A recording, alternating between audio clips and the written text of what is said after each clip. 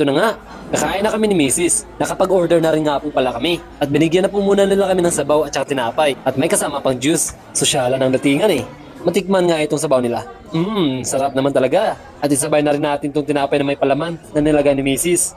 Crispy yung sa labas at napakalambot sa loob. Wow, ulala, parang tinapay lang no? Tinapay naman talaga yun eh. Mag-hukagi moves muna tayo kay Mrs. Char naman, ang sobrang sweet. Dito, dumating na nga po yung main course namin. Kunti lang yung kakainin natin ito kasi mukhang mamahalin eh. Meron tayo ditong mushroom risotto at saka spaghetti, alio e olio. Kitams, pangalan pa lang mamahalin na eh no? Di bali na, makaranas man lang. At ito na nga, tayo na at gumala!